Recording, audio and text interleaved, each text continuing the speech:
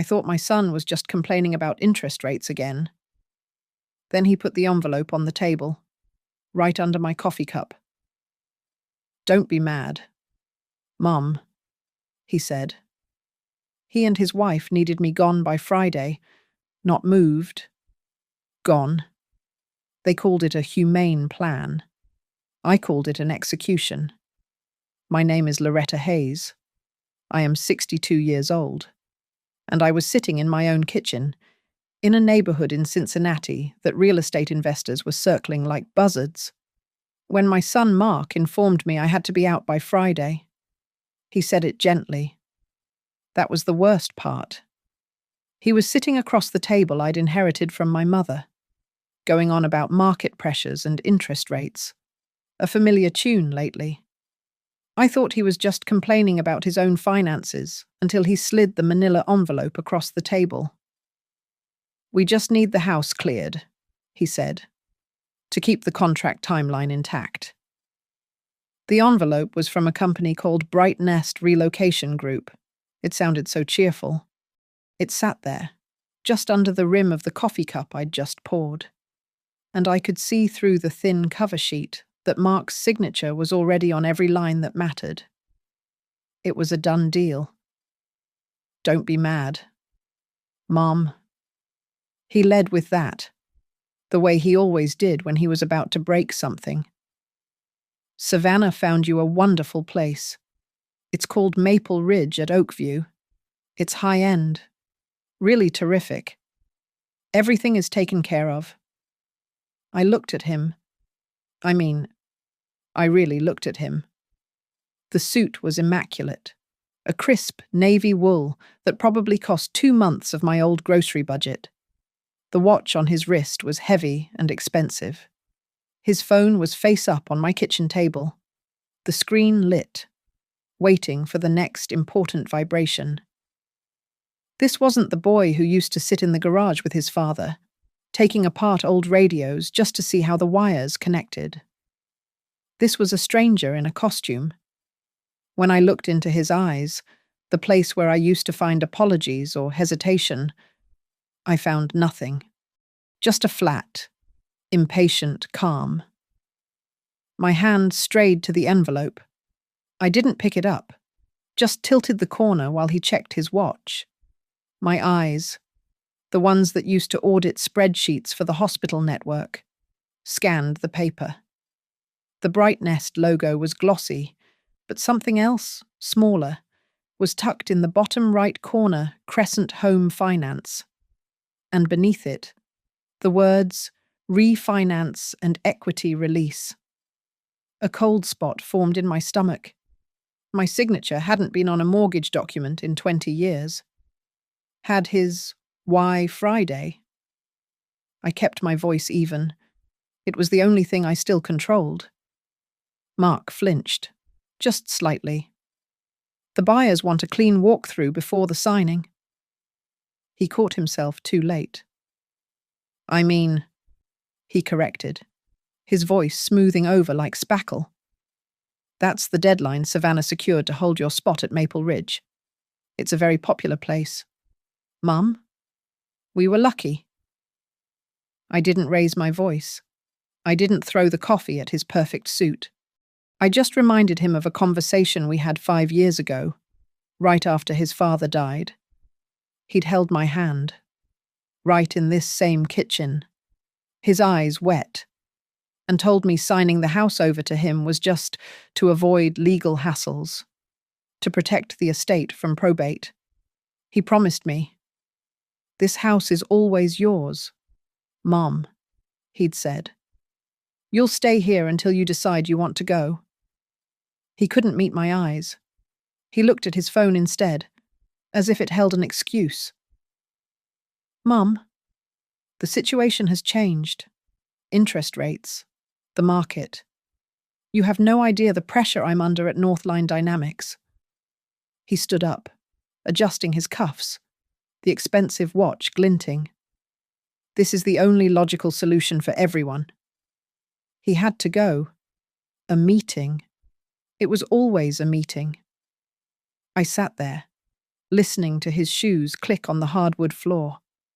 Ray and I had installed ourselves. The sound of the front door latching, that solid thud, felt like the final punctuation mark on 30 years of motherhood. I stayed at the table long after his car pulled away, my hand resting on the Brightnest envelope. He told me not to be mad. He was right. I wasn't mad. Not exactly. I felt liquidated. That was the word. Like inventory being cleared out to make room for the new season. I was an asset that had stopped performing. But as I sat there in the silence of the house Ray built, I recognized a different feeling. It was something old. Something I'd buried when I retired. It was cold. And it was hard. And it was just beginning to wake up. The silence in the kitchen was heavy, broken only by the ticking of the clock over the stove. When I finally found the strength to stand, I took a walk, a tour of my own life. This craftsman house. I moved through the dining room, my fingers tracing the built-in buffet that Ray and I had refinished. Ray Hayes, my late husband, a proud union electrician, had laid his hands on every inch of this place. We'd retiled the bathroom ourselves, arguing over the grout colour. I remembered the years of double shifts he'd pulled, the cold dinners I'd eaten while waiting for him, all to pay off the mortgage years ahead of schedule. This house wasn't just an asset, it was a testament. Ray never liked my job. I'd been an internal auditor for the hospital network, a job I retired from just before he got sick. Working with those spreadsheets and greedy executives, Loretta, he'd always say, it's going to make you tired and mean. He was right about the tired part, but the job had taught me something crucial. You have to read the fine print. People hide their true intentions in the fine print. I went to the study and opened the bottom drawer of the old filing cabinet. Beneath stacks of old tax returns and Ray's neatly organized warranties. I found the folder, the quitclaim deed. I'd signed it 5 years ago, maybe 6 weeks after Ray's funeral. I remembered the fog I was in, the sheer exhaustion of grief. Mark had sat right next to me, his arms around me, crying. It's just to protect you, Mom, he'd said. I'll always be here. This just makes the legal stuff cleaner. I pulled the document out. My hands were steady now. I hadn't read it closely then. I had only seen my grieving son. Now, I read it as an auditor. And there it was, in the 4th section, a clause I'd completely overlooked. The transferor's right of occupancy, it read, shall be redetermined at the sole discretion of the recipient. At the sole discretion. Not until she passes. Not for the rest of her life. At his discretion. I'd been a fool. I'd let my grief override 30 years of professional training. The doorbell rang, pulling me from the past. Before I could even get to the hall, the front door opened. Savannah? She breezed in, carrying a stack of flattened cardboard boxes. I figured we could get a start on packing the heavy things for you, she said, her voice bright and false. She walked into my living room and set the boxes down by the fireplace, her eyes scanning the room, assessing the furniture, the lamps. She wasn't just visiting, she was staging. She was wearing a casual blazer, and pinned to the lapel was a plastic name badge, Savannah Hayes, Bright Nest Relocation Group. So, this was it. She'd turned her middling real estate career into a senior transition service, sweet as honey, sharp as a sting. It's going to be such a relief. Loretta, she said, picking up one of Ray's framed photos. No more worrying about the roof leaking or the taxes. And these old stairs are such a fall risk. She put the photo down. Maple Ridge is just lovely, and they are so happy to work with us. They're even offering a special commission program for referral partners this month. She stopped, realizing her slip. The air hung thick with the unsaid. I kept my voice low, calm, the voice I used when I found a discrepancy in the books. "How much do you get, Savannah?" I asked. "For moving me out?" She actually recoiled, the fake concern melting into defensiveness. "That is not what this is," she snapped. "This is about your safety. Mark and I are just trying to keep you safe." She didn't stay long after that. As she was leaving, she stood on the front porch, her phone pressed to her ear. She must have thought I couldn't hear her through the oak door. "I don't know," she whispered, sharp and angry.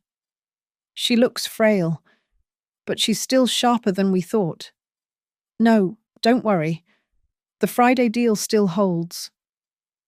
That night, I sat in the dark living room, staring at the empty porch swing. I remembered Ray, sitting out there, complaining about the companies that suck the life out of the working man and then kick them to the curb when they're used up. I suddenly realized, if I let them move me, if I just packed my boxes and went quietly, I wasn't just losing my home. I was becoming the exact person Ray hated, the one who got kicked to the curb and didn't even put up a fight. Savannah was back the next morning, as punctual as a vulture. This time, she brought her laptop and a bright, laminated folder. She set herself up at my kitchen table, the one Mark had just occupied, and launched into a presentation for a complete transition package. It was all there.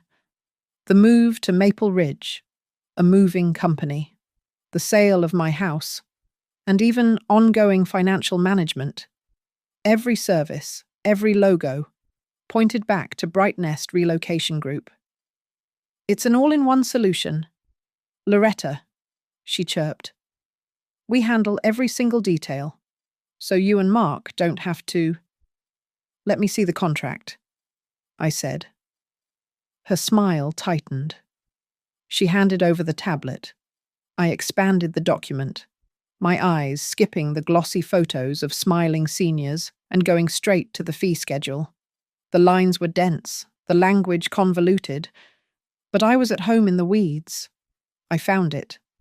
A senior consulting fee, equivalent to 8% of the home's appraised value, plus a care partner referral fee, plus an asset management fee for the sale proceeds. "This is a lot of fees." "Savannah?" I said, looking up from the screen. "Who pays for all this?" "Oh, that's the best part," she said, her voice a shade too loud. "You don't have to worry about a thing. It's all deducted directly from the proceeds of the home sale. You won't even see the bill." There it was, the quiet admission that the goal was not my safety, but the complete and total liquidation of my home's equity. My equity. I leaned back, feigning the confusion she expected of me. "Oh my, it just seems so complicated. Has this helped other folks in the neighborhood?" Pride, sharp and acidic, flashed in her eyes. She'd been waiting to brag. "Absolutely. We just helped the Millers over on Crestview and a lovely gentleman on Rosewood. They transitioned so smoothly. It's wonderful. Really. It lets them get the care they need and leaves their children with a fresh, unencumbered start." Before I could respond, there was a gentle knock on the back door, the one that was always unlocked for friends. Pauline Rivers, my neighbor for 40 years, pushed it open. She was holding a plate of oatmeal cookies. "Loretta, I saw that fancy car out front again. Thought you might need rescuing," she stage whispered. Savannah stood abruptly, her professional mask sliding back into place. "I was just finalizing the details of Loretta's transition," she said. Her voice clipped. "I'll email you the file. Loretta, we need the signature by tomorrow to hold your spot." She gathered her laptop and was gone, the scent of her expensive perfume lingering. Pauline set the cookies on the counter and looked at me. Transition. That's what they're calling it now. I just pointed to the Bright Nest folder. Pauline's face, usually so kind, went pale. Loretta, my cousin in Dayton, she got involved with one of these transition companies. Her son put the house in his name. The company promised to handle everything. They called it equity stripping. They bled her dry, sold the house. And when the 5-star facility raised its rates after 6 months, she had nothing left. She died in a state-run home.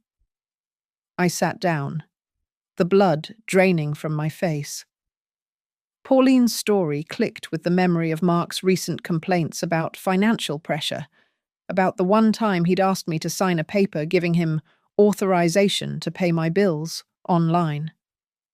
I had refused, telling him I was perfectly capable. I realized now. He must have found another way. The fog of grief and betrayal finally burned off. This wasn't a family drama anymore. It was an audit. I wasn't a mother being abandoned.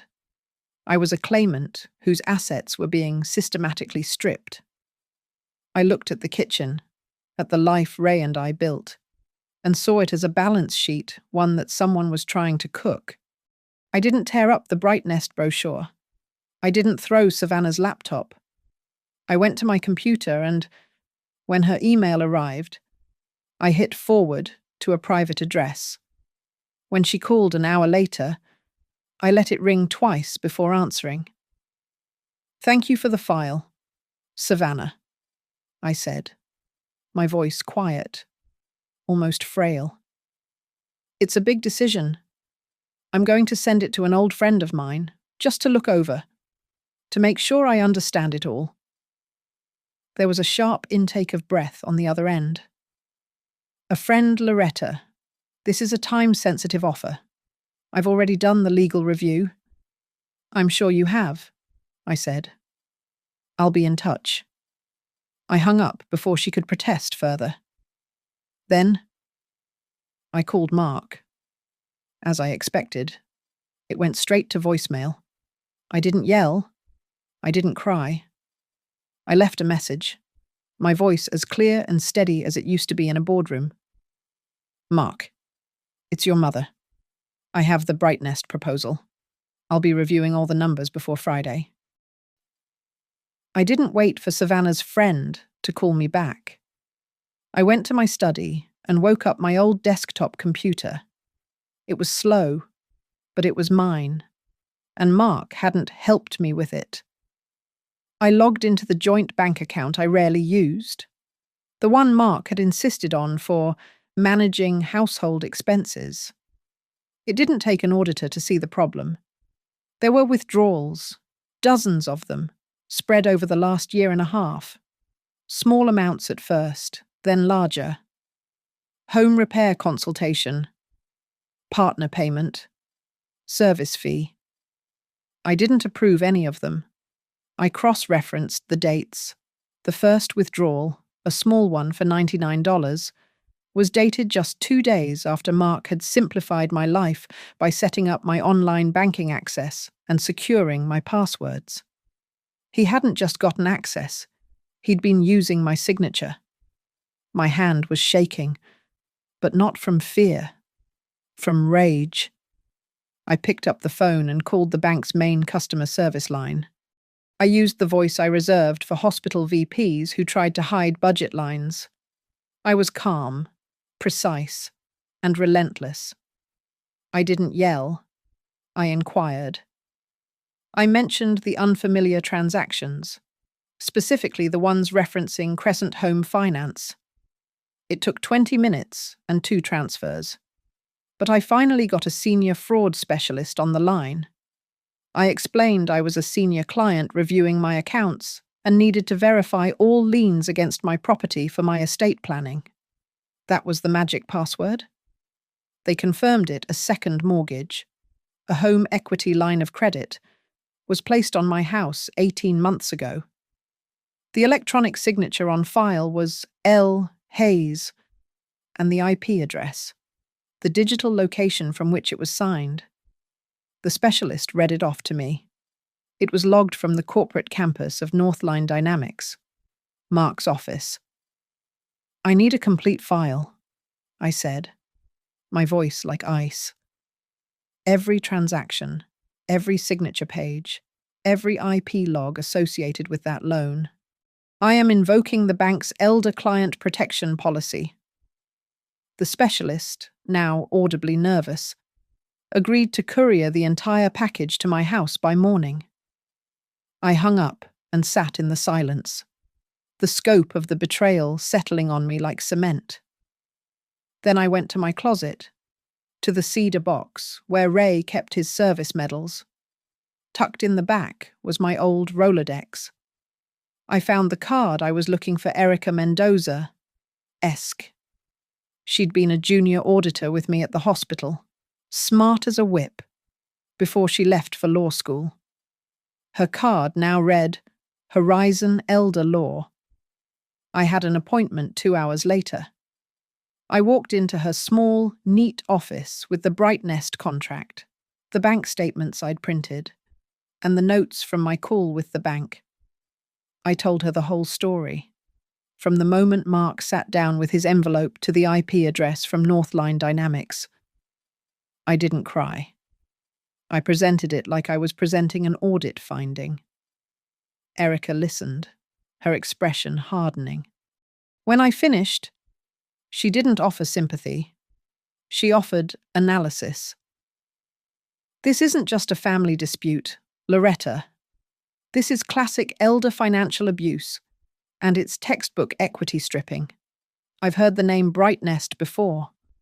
A few complaints, but no one ever has a file this clean. They're usually too intimidated, or too sick, to fight back." She leaned forward. "Our first step is to file for an immediate temporary restraining order on any transaction related to your property. We can get a 30-day hold based on suspected signature fraud and elder exploitation." I hesitated, the word family catching in my throat. "He's my son. Erica, this will tear everything apart." Erica's gaze was unflinching. "Family, Loretta.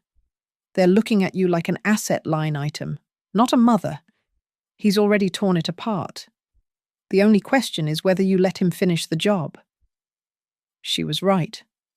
The part of me that was a mother was in agony, but the auditor knew a critical error when she saw one. I nodded.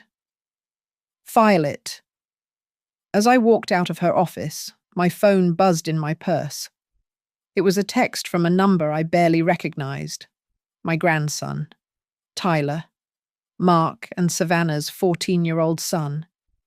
I'd almost forgotten him in all this. The message was simple, and it made my heart stop. "Grandma, can I come over? Dad and Mom are acting weird." Tyler showed up on my porch an hour later. His backpack was heavy, but when he emptied it on the kitchen table, it wasn't school books or video games. It was his laptop. He's 14, and he has none of his father's talent for soft pedaling. He looked me right in the eye. "Grandma," he said, his voice low. "Are they trying to put you in a nursing home so they can sell this house?" I didn't have to answer. My silence was enough. "I thought so," he said, opening the laptop. "They had a huge fight last night. I heard them from my room. Mom was screaming at Dad. He explained he'd heard Savannah, furious that the deal with Maple Ridge was taking too long. She'd shouted that Bright Nest had already advanced the marketing funds based on the commission from this house. My home. Then he opened a file. I use Mom's old tablet sometimes, he said, looking embarrassed. She forgot to log out of her messages. He turned the screen toward me. It was a group chat. The contact name was Jax, BN Lead. Savannah's message, sent just yesterday, was glowing on the screen. Don't worry, Jax. I'll have the L. Hayes file signed by EOD. And the other 3-bedroom senior house will close this week. My heart ached for my grandson, for the poison he'd been forced to witness. But the cold part of me, the auditor, took over.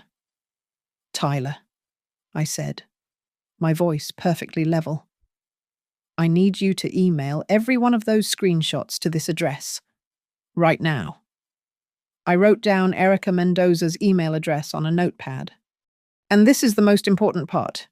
Do you understand? You must not confront them. You heard nothing. You saw nothing. You were just here visiting your grandma. Can you do that for me? He nodded, his face pale but determined. He was his grandfather's grandson, at least. As soon as he left, I called Erica. Check your email, I said. We have a problem. She called back 10 minutes later, and her professional calm was gone. Loretta, the name in these messages? Jax. I know that name. It's a nickname for Jackson Price. He's a peripheral figure in another lawsuit over in Indiana. It involves Maple Ridge and commission-based transition counseling. She took a deep breath. I did some digging after you left today. Maple Ridge at Oakview. It isn't just a nursing home. It's one of nearly a dozen facilities owned by a private equity fund. This fund, they have a business model. They buy assisted living chains, then they partner with relocation companies like Bright Nest. The fund pays a substantial off-the-books bonus to the relocation company for every successful placement. Successful placement? I asked, though I already knew the answer. Of a senior, Erica finished, who owns their own home. The floor seemed to drop out from under me. This wasn't just my son being weak and my daughter-in-law being greedy. This was a machine, a corporate ecosystem designed to identify, isolate, and liquidate the elderly. We were the inventory, and they were using our own children as the sales force. I can take this to an investigator at the State Attorney General's office, Erica said, her voice hard. But they'll need more. Right now. Mark and Savannah will just claim this was a family decision to keep you safe. We need direct proof that they knew about the kickbacks, that they knew they were feeding you into this model for profit. I knew what I had to do. Savannah still wants me to tour Maple Ridge, I said. She thinks I'm softening, that I'm scared. Loretta. No, Erica said. That's a high-pressure sales pitch. You'll be alone. It's an opportunity, I countered. Tyler is good with electronics. Ray taught him. I'll have him get me one of those small pocket recorders. I'll go with Savannah. I will be the frail, confused, easily led old woman she expects me to be. And I am going to let her talk. That evening, after Tyler had quietly dropped off a device that looked like a simple USB stick, I stood in my bedroom. I looked at my reflection in the mirror, the one that hung over the dresser Ray and I had bought in 1978. I pulled my grey hair back, tying it in a tight, severe bun, the way I used to before a major audit. You've faced down an entire hospital board for skimming employee bonuses, I whispered to the woman in the glass. One greedy, desperate girl is nothing. I let Savannah pick me up the next day. The tiny digital recorder Tyler had given me was already running, tucked deep in my coat pocket. Maple Ridge at Oakview was a masterpiece of deception. The lobby gleamed like a high-end hotel, all blonde wood and recessed lighting, with a quiet, artificial waterfall murmuring in the corner. It smelled like clean linen and money. Savannah was in her element, gliding through the halls as she pointed out the resort-style amenities, the sad little movie theatre, the aqua therapy pool, the glossy dining hall. "Just think, Loretta," she said, her voice dripping with practiced sincerity. "No more worrying about property taxes. No more climbing those stairs. No more repair bills. Ever." The sales director, a man with teeth too white and a suit too shiny, joined us. "Mrs. Hayes." "What a pleasure." "And Savannah," he said, shaking her hand with too much enthusiasm. "So wonderful to see you. We truly value our exclusive partnership with Bright Nest. You always bring us such high-quality referrals." My hand tightened in my pocket, making sure the recorder was still there. Every word was gold. I played my part. I was the frail, slightly confused, and deeply impressed widow. When we sat down in a model room, small, beige, and smelling of new carpet, I let my voice tremble just a little. "It's all so lovely," I said. "But I just don't understand the money part. If my son sells my house, where does all that money go?" Before the sales director could give his rehearsed answer, Savannah jumped in, all professional efficiency. "Oh, that's the easiest part. Loretta, Bright Nest manages all of that for you. The proceeds go into a secure trust account, and we simply manage the payments to Maple Ridge for your care. It's completely hands-off for you." Completely non-transparent, completely out of my control. Exactly what they wanted. On the drive back, Savannah was buoyant, clearly believing she had closed the deal. She was relaxed, her guard down. "You're making such a smart decision, Loretta," she said, navigating the highway. This is going to be a huge relief for Mark, too. Honestly, once this deal is finalized, he won't have to worry about those layoffs at Northline. We can finally put the down payment on that new house in the suburbs." I let the silence hang for a beat, then feigned a sharp intake of breath. "Layoffs? Mark is in trouble at work." She shot me a look, instantly regretting the slip. She let out a long, frustrated sigh, deciding to switch tactics from reassurance to pressure. "He's fine. It's just, he co-signed a partnership guarantee with Bright Nest to get us started. If we don't start closing these deals, if this deal doesn't close on time, they're going to audit everything. We're exposed." So, there it was. My son had gambled on my house. He wasn't just convincing me, he was desperate. I had the file in Erica's hands an hour later. She listened to the recording, her face impassive. When she got to the part in the car, she hit pause and looked at me. "This is it. This isn't a son caring for his mother. This is a co-conspirator in a financial scheme, motivated by her own profit and her husband's secret debts." Mark must have felt the net closing, because he was at my house by 8 o'clock. He didn't knock. He used his key, and the sound of the door banging against the wall made me jump. He was furious, but it was the anger of a cornered animal. "What did you do?" he yelled, stalking into the kitchen where I was washing dishes. "You went to Maple Ridge. You went with Savannah without telling me. What are you trying to pull?" "I'm trying to understand," I said calmly. "Why you are trying to sell my house." "Save you," he roared, his face red. "I am trying to save you from this rotting, drafty old house. I have risked everything for this." "Mom." You risked my home, Mark. The argument escalated. He was shouting about interest rates, about how ungrateful I was, about how much pressure he was under. Just as he reached his peak, jabbing his finger at me, a voice came from the back porch. "Loretta, everything all right in there?" It was Pauline, holding a gardening trowel. She had heard the shouting. Mark spun around, enraged at the interruption. He pointed at me, his mask completely gone.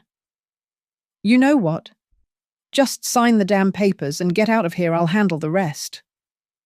Pauline's eyes widened. She didn't say a word, just took one step back. A silent witness. Mark finally left, slamming the door so hard a picture frame rattled on the wall.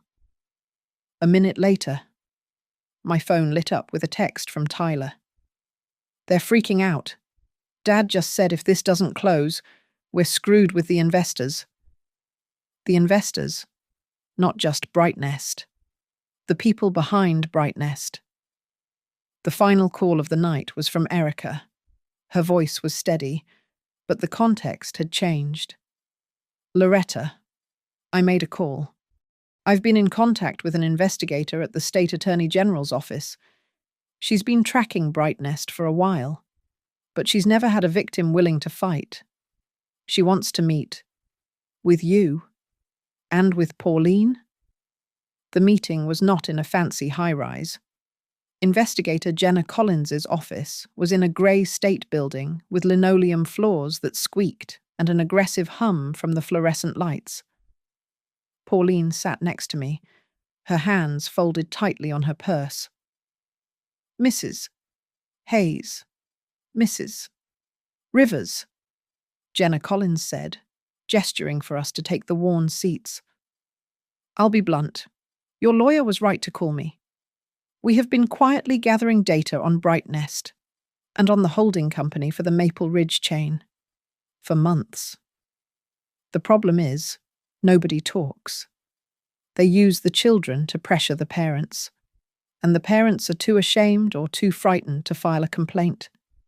It all gets buried as a family matter." "This," I said, sliding the heavy folder across her desk, "stopped being a family matter when my son put his signature on a fraudulent loan." I gave her everything. The bank statements, marked with the IP address from Northline Dynamics, the Brightnest contract, with its 8% consulting fee, the screenshots from Tyler's tablet showing the chat with Jack's BN lead, and finally, the small digital recorder.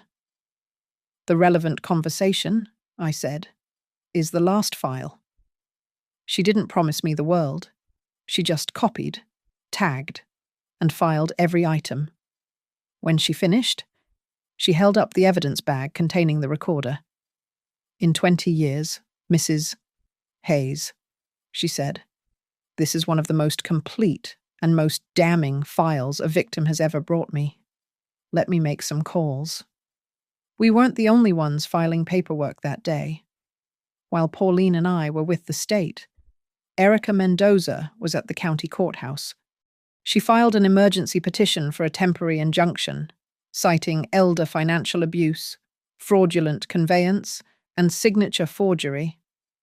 At 4:00 that afternoon, a judge signed the order. It froze everything. It barred Mark, Savannah, Brightnest, or any agent from listing, selling, refinancing, or otherwise encumbering my home. It also barred them from relocating me, voluntarily or otherwise. The Friday deadline wasn't just postponed, it was dead. The explosion came at 7:15. They didn't bother to knock. The front door flew open, and Mark stood in the entryway, his face pale and slick with sweat. Savannah was right behind him, vibrating with rage. He was holding the court order. "You've ruined us," he said, his voice a low, dangerous rasp. He threw the papers onto the kitchen table. You went to a lawyer. You sued your own son. You're accusing me of betraying this family, Savannah shrieked, stepping past him. You're dragging our name through the mud, all because you're too stubborn to accept help. Tyler appeared in the hallway from the study. Mom, Dad. Stop yelling. Mark spun on him, his eyes wild. You. This is you. You did something, didn't you? With your mother's tablet, you little Judas. Tyler stood his ground, though his voice shook. I just told the truth. You're the one lying.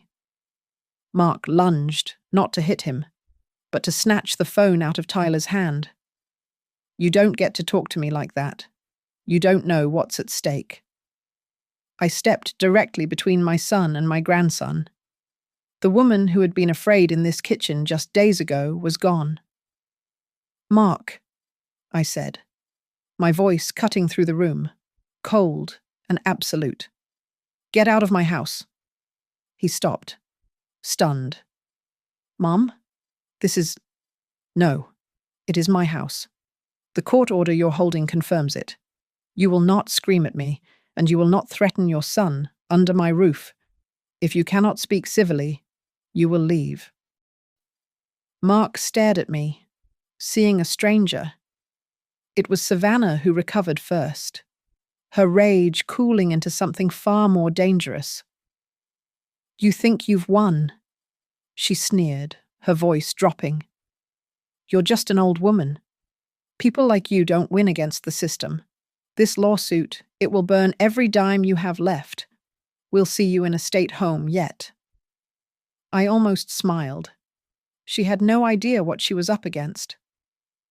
Money isn't the only thing that burns. Savannah? I said.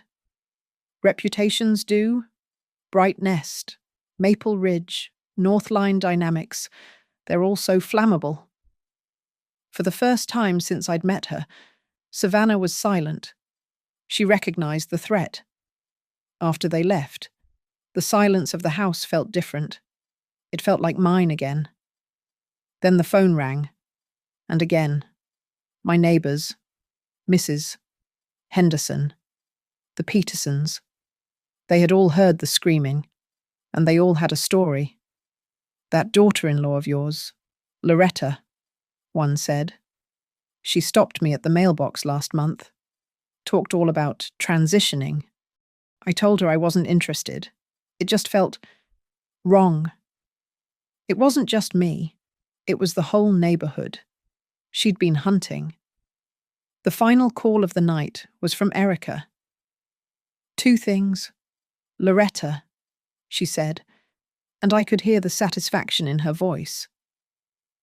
First, the civil court has set a hearing date for the injunction Loretta Hayes versus Mark Hayes and Bright Nest Relocation Group. Second, Investigator Collins just called me. The Attorney General's office has officially opened a criminal file. We're fighting on 2 fronts now. In the quiet before the storm, the mail arrived. Tucked between a gas bill and a grocery flyer was an envelope I didn't recognize. From a small credit union Ray used to do some part-time work for ages ago. I opened it, expecting a standard end-of-year statement. It was not. It was a notification. A life insurance policy, bundled with a small investment fund Ray had started in the 1980s, had reached its final maturity date, a date triggered by a clause I'd never known about, set to pay out 20 years after his retirement date, or upon his death, whichever came later. He had, in his quiet, methodical way, been planning for this. Tucked inside the dense legal paperwork was a smaller, sealed envelope. It was Ray's handwriting. I sat down heavily at the kitchen table. My hands trembled as I opened it. The note was on a piece of his old union letterhead. It said, Loretta, in case they get you. Use this when you need to choose your own path, without asking anyone's permission. I cried. For the first time since this all began, not from fear, but from a profound, anchoring love. Ray had seen the world clearly, had seen my son's weaknesses, and had left me a life raft. When I called Erica and read her the account numbers, she was silent for a full minute. "Loretta," she finally said, her voice thick with something like awe. "This is a significant amount of money. You are not a broke ward of your son. You can afford to live in that house, pay for your own in-home care if you ever need it. And you can pay my legal fees for the next 5 years. They have no leverage. None." The power of that knowledge must have changed the air around me, because 2 days later, Savannah called. She didn't sound angry or slick. She sounded reasonable. She asked to meet, just the two of us, at a neutral coffee shop downtown. She was already there when I arrived, sitting at a small table, nursing a bottle of water. She'd dressed down, no sharp blazer, just a soft sweater. The picture of concerned understanding. "Loretta, thank you for coming," she started. "This has all gone too far. Mark and I, we never wanted any of this. We just want to find a peaceful solution." She slid a single-page document across the table. It was a settlement offer. They would give me a nice 2-bedroom condo in a good neighborhood, plus a generous cash sum. In exchange, I would sign to allow the immediate, uncontested sale of the house, withdraw my civil suit, and sign a comprehensive, permanent, non-disclosure agreement. I read it slowly, an ironclad silence. "And if I say no?" She leaned in, her eyes pleading, but the threat was just beneath the surface. "Loretta, think about Tyler. This is going to destroy him. A public, ugly court battle. It will ruin the family. He'll be traumatized. Is that what you want?" I let the silence sit. Then I reached into my own purse. I didn't pull out Ray's letter. I pulled out a folded photocopy. The one from Jenna Collins, the investigator. It was the cover sheet, stamped with the seal of the state of Ohio, officially opening a criminal investigation into Bright Nest Relocation Group et al. I pushed it across the table, right on top of her settlement offer. "I am thinking about Tyler, Savannah," I said. My voice barely a whisper, but it cut through the coffee shop hum. "Now, who do you think will be in more pain? The boy who sees his family in a public lawsuit, or the boy who sees his mother led away in handcuffs when I play my recordings for the grand jury?" Her face went bone white. The friendly, concerned daughter-in-law evaporated. A cold, calculating survivor sat in her place. She looked at the paper. She looked at me. And then, she did the one thing I hadn't truly expected. "What if?" she said, her voice dropping so low I had to lean in. "What if it was all Mark? He's the one on the loan. He's the one with the North Line problem.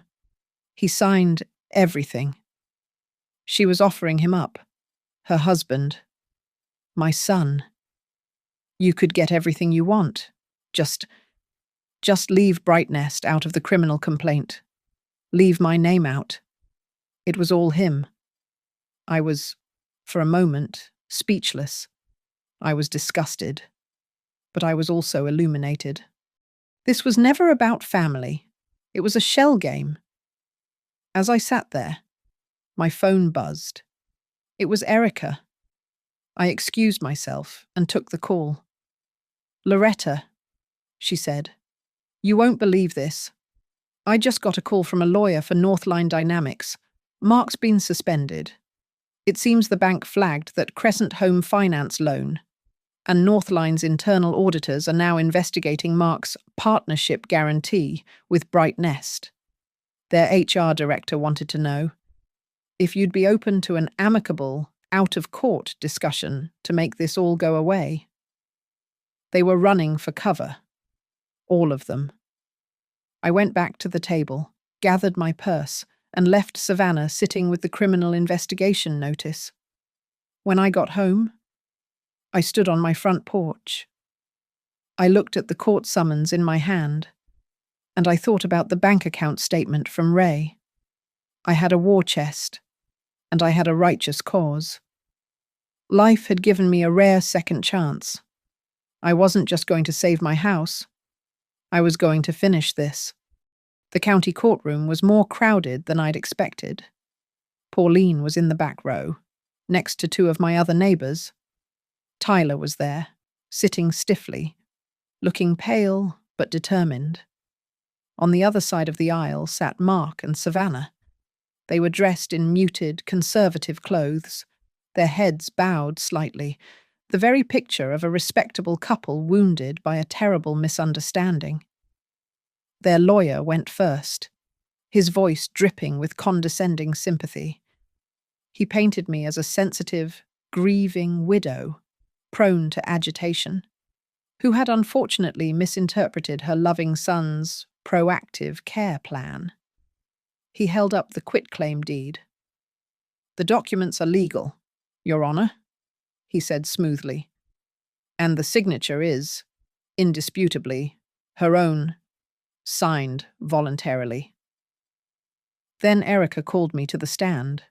I did not feel agitated. I felt cold. I told the court about the days after Ray's funeral, the fog of grief, and the complete, blinding trust I had placed in my only son. I explained that I was an auditor. Yes, but I was also a mother, and I had not read the fine print when my son, his eyes wet with tears, told me he was just protecting me from probate. I told the court no one had ever mentioned the words life estate. No one had ever explained I was signing away my right to die in my own home. Erica then produced the digital recorder. "Your Honor, this is a recording from the consultative tour my client was given at Maple Ridge." She pressed play. The room was silent, and Savannah's voice filled it, bright and clear. We heard her talk about the commission. We heard her promise that this deal will get Mark out of that trouble at Northline. Then we heard the sales director's voice, thanking Savannah for bringing them so many high-quality cases, especially the ones with private homes. Savannah, at the defendant's table, looked like she was going to be sick. Tyler was next. His voice was small, but it didn't break. He told the judge about the fight he overheard, about his mother yelling that the deal was delayed. He recounted seeing the text message on her tablet, the one to Jack's BN lead, where Savannah promised, "She'll be gone by Friday. I've already locked in the Crescent deal." Pauline's testimony was short and brutal. She told the court what she'd heard Mark yelling from my porch. He said, and I quote, "Your Honor, just sign the damn papers and get out of here, I'll handle the rest." That did not sound like a man concerned for his mother's care. It sounded like a man closing a deal. When Mark took the stand, he was a broken man. He tried to claim it was all Savannah, that she was the real estate expert, that she'd misled him. He insisted he just wanted me to be safe. He denied, under oath, knowing anything about the second mortgage from Crescent Home Finance. Erica let him finish. Then she produced the certified statement from the bank, the one with the e-signature L, Hayes, and the one showing the IP address it was signed from the corporate campus of Northline Dynamics. Mark just stared at it, his face crumbling. That was when Savannah knew she was going down with him, and she refused. When Erica called her, she took the stand, and her survival instinct took over. She turned on him. "I didn't handle the finances," she said, her voice shaking with fake tears. Mark did all of that. He told me the loan was to help his mother. I just handled the emotional side, the transition. You liar, Mark shouted, standing up. You brought the Brightnest deal to me. Their lawyers tried to silence them, but it was too late. They were at each other's throats, screaming accusations, accidentally confirming every detail in open court, the pressure from Northline, the partnership with Brightnest, the commissions from Maple Ridge. The judge slammed her gavel, her face a mask of thunder. She didn't issue a final judgment on the house. Not yet. But she didn't have to. I have heard more than enough, she declared, looking down at Mark and Savannah with open contempt. There are clear and overwhelming signs of financial abuse, coercion, and unconscionable conduct. She announced that the temporary injunction blocking the sale of my home was extended indefinitely, and then the final blow. I am furthermore, she said, referring this entire sordid transcript, including the audio recordings, to the State Attorney General's office to be appended to their ongoing criminal investigation. Walking out of the courtroom, I didn't feel the thrill of victory. Pauline was squeezing my arm, and Tyler was by my side. But I just felt suspended. My house was safe, for now. But a larger, colder question remained. Would the system actually go after the men like Jax, the executives at Maple Ridge's parent company? Or would my son and his wife, as monstrous as they were, end up being the only ones paying the price? The small, disposable scapegoats for a much larger, darker machine. The civil trial was just the appetizer. The main course came 6 weeks later. I received another summons, but this one was different. It wasn't from the county. It was from the state of Ohio. The case was State versus Brightnest Relocation Group, Jackson Price, Maple Ridge Holdings, and Savannah Hayes. My son was listed as a co-defendant. The file Jenna Collins had built, with my recordings and Tyler's screenshots, had become the linchpin for the whole operation. The criminal trial was nothing like the civil one. This time, the prosecutor had a whiteboard. She drew a diagram that looked like a spider's web. In the center was the private equity fund. Branching off that were the partners, Brightnest, Maple Ridge, and Crescent Home Finance. And branching off them were the assets, a list of senior homeowners, including me. She explained the model to the jury used the children, loaded with guilt or debt, to pressure the parents, force a sale, channel the money into the trust, pay out commissions to the consultant, Savannah, bonuses to the placement facility, Maple Ridge, and kick the rest up to the fund. Mark and Savannah weren't just a greedy couple. They were a willing, active cog in a predatory machine. The real twist came when the prosecutor entered Brightnest's internal emails into evidence. Savannah wasn't just a cog. She was a star. The jury saw her email to Jackson Price, boasting after a difficult case in another town. Using the children's guilt is the fastest way to close the deal, she wrote. Seniors will sign anything to stop feeling like a burden. That single email destroyed her defense. She wasn't a wife following her husband.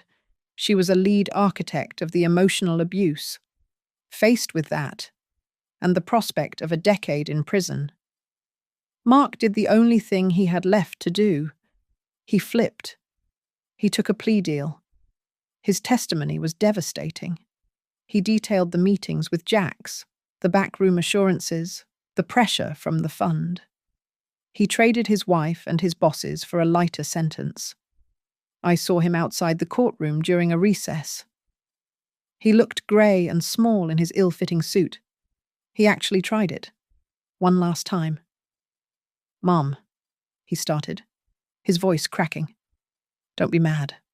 Mom, I thought. I stopped him. The anger was gone. It had burned away, leaving something as hard and clear as glass. I'm not mad at you anymore. Mark, I said, and I meant it. I'm not your mother right now. I'm protecting every mother like me from every child like you. He flinched, as if I'd slapped him. That was the real end. The sentences were swift. Savannah, thanks to her own emails, was found guilty on multiple counts of wire fraud and elder financial abuse. She received a custodial sentence. Mark got 5 years of probation, a crippling fine, and was permanently barred from working in finance or real estate. He was also ordered to repay the entire fraudulent loan from Crescent, a debt that would follow him for decades. But the real victory was bigger. Bright Nest was dissolved, its assets seized. Jackson Price was indicted. Maple Ridge lost its state licensing and Medicare eligibility, and the resulting scandal forced the equity fund to sell off its entire senior care portfolio at a loss. The Attorney General announced a new victims fund, and my name was mentioned in the press conference as the whistleblower who brought the whole ring down. The civil court's final judgment was just a formality. The house title, technically, remained in Mark's name, but the judge granted me a full and irrevocable life estate. I could not be moved, ever. The fraudulent loans were declared void due to the criminal conspiracy. Crescent Home Finance had to eat the entire loss. The prosecutor asked if I wanted to make a victim impact statement to argue for jail time for Mark. I said no. I had a better idea. I agreed to the plea deal, on one condition. Mark was required, as part of his community service, to join a new state task force on elder financial abuse. He would have to sit in church basements and community centers, under his own name, and tell other families, in his own words, exactly what he did. I didn't want him destroyed. I wanted him to live with the shame. I'm back in my house now. The first thing I did was hammer a small, hand-painted sign into the front lawn. This house is not for sale. Do not inquire. Tyler came over last weekend. He helped me plant a new row of the roses Ray always loved. He's a good kid. He watched me as I painted the porch railing. "Grandma," he asked, "do you regret it?" "Any of it." I put the brush down. I looked at Pauline, sitting on her own porch, waving.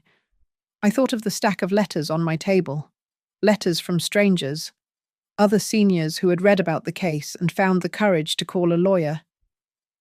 I only regret being silent for so long. Tyler, I said.